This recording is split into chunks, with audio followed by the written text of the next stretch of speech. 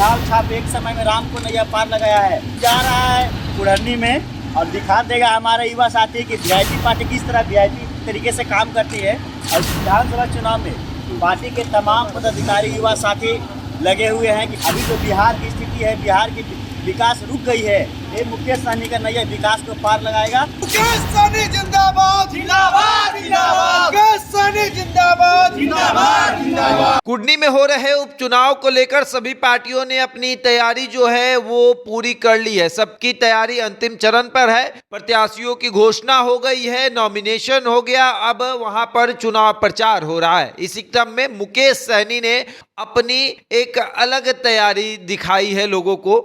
उन्होंने दर्जन भर बाइक सवार को कुढ़नी में भेज दिया है। वहां पर वो जाएंगे, हर पंचायत में जाएंगे, एक एक लोगों से मिलेंगे और बताएंगे कि मुकेश सहनी ने क्या क्या काम किया है अपनी जाति के लोगों के लिए, और या फिर जब वो मंत्री थे तो बिहार के लिए उन्होंने क्या क्या काम किया है। और देखिए किस तरीके से हरी झंडी दिखाकर उन्होंने बाइक सवारों को कुढ़नी के लिए भेज दिया है। पटना अपने सरकारी बंगले से मुकेश सहनी ने ये सवारी भेजी है। अब तैयारी जो है अंतिम चरण पर है। सभी पार्टियां चुनाव प्रचार कर रही है कुढ़नी में घूम घूम कर। ये उपचुनाव है और जैसा कि आपको जेडीयू के राष्ट्रीय अध्यक्ष ने पहले ही बताया था कि कुढ़नी में उपचुनाव है और उपचुनाव का कोई एजेंडा नहीं होता है।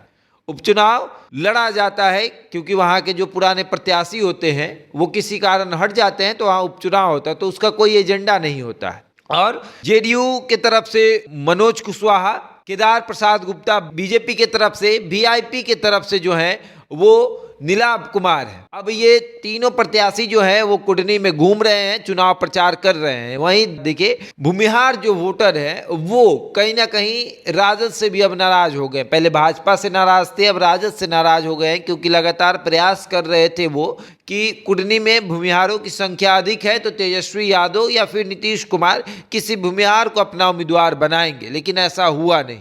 मनोज कुशवाहा को टिकट दिया गया और मनोज कुशवाहा भी बहुत मजबूती के साथ कुढ़नी में चुनाव लड़ने के लिए तैयार है। 2015 में वो वहां से जीत हासिल की थी और उसके बाद मंत्री भी बने थे और अब उनको हराकर केदार प्रसाद गुप्ता जो है वो विधायक बने थे और केदार प्रसाद गुप्ता को हराकर अनिल सहनी राजद के विधायक बने थे। लेकिन अनिल सहनी की सदस्यता जाने के बाद वहां पर उपचुनाव हो रहा है। सभी पार्टियों ने अपनी अपनी कमर कस ली है और देखिए किस तरीके से मनोज कुशवाहा और केदार प्रसाद गुप्ता को हराने के लिए मुकेश सहनी दिन रात एक कर रहे हैं, पूरी मेहनत कर रहे हैं। अब देखने वाली बात यह है कि क्या वाकई में कुढ़नी में एक अलग इतिहास रचा जाएगा। क्या मुकेश सहनी का वहां पर झंडा जो है वो बुलंद हो पाएगा? क्या मुकेश सहनी का प्रत्याशी जो है, जो भूमिहार प्रत्याशी है, वो जीत हासिल करेगा? क्योंकि मुकेश सहनी ने ये जो दाव खेला है, स्वर्ण और सहनी वोटर एक हो जाएंगे, तो क्या वाकई में कुढ़नी में मछली चावल बनेगा और मछली चावल सब लोग खाएंगे? ये भी देखने वाली बात होगी और वक्त बताएगा। बहरहाल इस खबर में इतना ही। बने रहे हमारे साथ और देखते रहें द इंडिया टॉप।